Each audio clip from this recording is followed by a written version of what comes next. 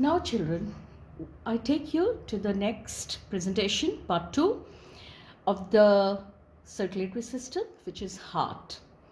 We call it a specialized organ, a muscular organ. Why we call it as an organ? An organ, definition of an organ, is a group of tissues that perform similar functions. And heart is an organ because it has also a group of tissues which are doing the function of pumping blood throughout our body.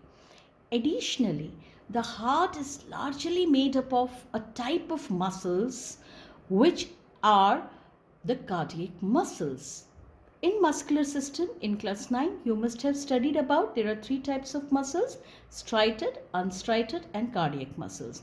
The cardiac muscles have got the myocardium, that's the unit, and it consists of cross-striated muscle cells, cardiomyocytes, with one centrally placed nucleus. Now you can see, children, here there are intercalated disc.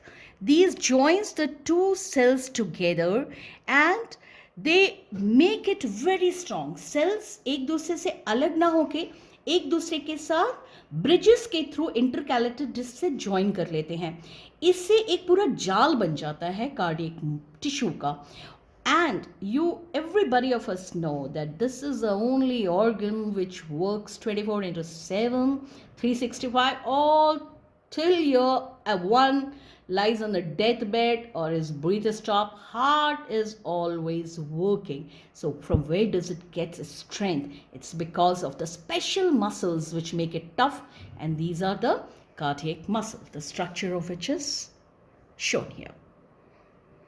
Now, if I take you to the structure of a heart, children, before we look into the small video on this, I would like you to just reflect upon, see, the function of the heart is basically transporting carbon dioxide to the lungs for oxygen, and the removal of the carbon dioxide and carrying oxygen back from lungs to the heart.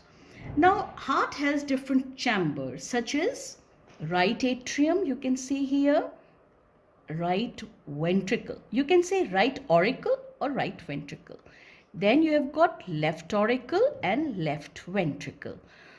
Now, between the right auricle and the left ventricle, we can see a flap-like structure which we call as a tricuspid wall.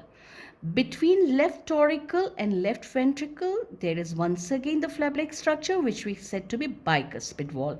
These walls, the function is very specific. They don't allow the blood to move back. Once the auricle contracts and push the blood into ventricle, the tricuspid wall closes and the blood is made to move into the forward direction.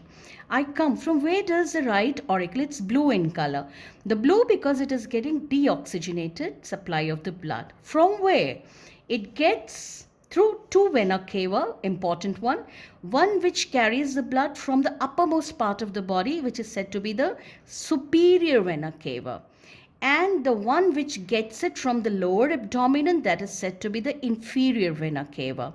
So superior vena cava and inferior vena cava, both of them collectively drain the deoxygenated blood into right auricle. From right auricle, it passes into the right ventricle, deoxygenated, through the wall which is tricuspid. From here, it moves on, this deoxygenated blood, to the pulmonary artery. What are pulmonary artery? Pulmonary is a word referring to lungs. These arteries are carrying blood to lungs for the purpose of oxygenation, to get it oxygenated. Now, another point to be noted here is that I am using the word artery for pulmonary, for lungs. The only artery in the blood which carries deoxygenated blood is the pulmonary artery. Otherwise, arteries are all carrying pure blood. Now, after purification, oxygenation, blood comes back from lungs through pulmonary vein. That means pulmonary vein carries oxygenated blood, and this is the only vein which carries oxygenated. 1 mark question is often asked in the examination. Name the vein which carry oxygenated blood. So the answer is pulmonary vein. From here it comes into the left auricle, and through bicuspid wall it moves to the left ventricle.